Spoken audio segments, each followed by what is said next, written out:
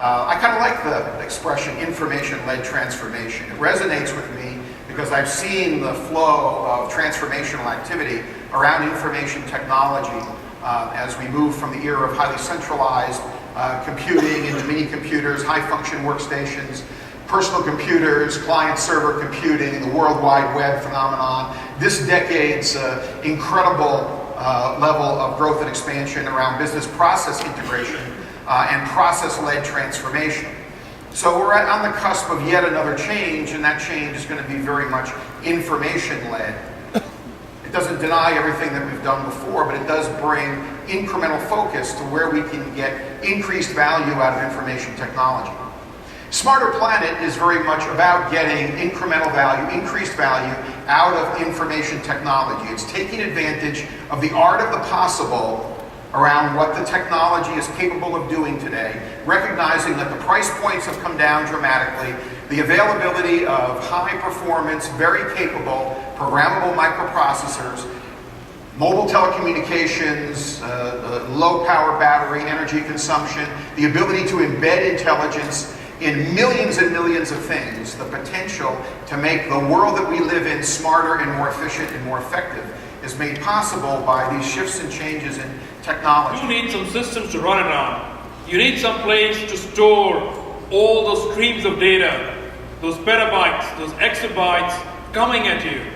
And that's what we're going to talk about this morning. When you look at the volume of information, we talked about the 15 petabytes a day, the 50 exabytes a year coming at us from all of these sources, from business applications, from sensors, from the physical turning to digital world. All of it is coming at us. There's a variety. It's not just numerical information, there's also text, there's emails, there's all kinds of information coming at us, whether it's enterprises or governments. And a velocity of decision making. You can no longer make decisions on annual cycles or even quarterly. Your business wants to make decisions in minutes. Food safety and food sustainability. One of the key points to recognize is this is probably one of the most complex systems that we have to deal with. Let me give you some numbers to kind of back that up. First of all, you look at the domestic food supply in the United States. There are about 150,000 manufacturers and processors of food domestically in the US. That doesn't include farms, retailers, and food service outlets. If you add that, you're up in the millions. Switch that to imported foods. We're now importing about 15% of the food that we consume in the United States. Aquacultured seafood is about 80%, fresh produce 50-60%, and that is increasing steadily. That is coming from over 150 different countries around the world, and it is coming from over 230,000 foreign processors, manufacturers, and distributors. And again, that doesn't include farms. So at one end, you have a lot of sophistication. At the other end of the chain, as I mentioned, you may be dealing with a small farmer or a small producer in the United States or some other part of the world, whose sophistication is that the records that they are keeping, because that is a US requirement that they keep the records if they're domestic, are essentially on bits of paper in a shoebox. And that is literally what we're talking about. And the level of sophistication, maybe a phone, it could well not be that they even have computer connectivity.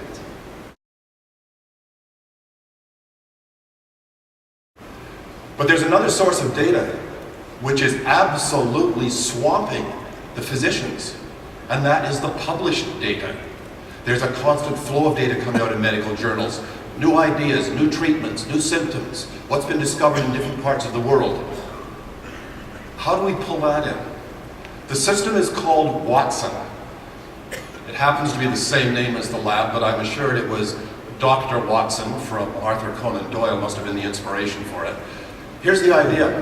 What if we could take all this information that's being published and rapidly collect it and assimilate it and figure out what's in it, so that when we give these recommendations to the physician as to what could be the cause of this disease, it incorporates that recent learning into it.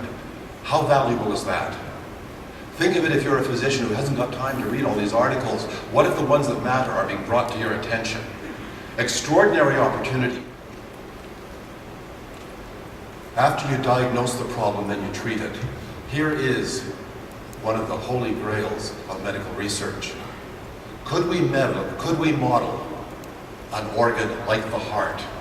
Could we model it not just as an approximation of what a typical heart looks like, but so that it models it as a real person's heart?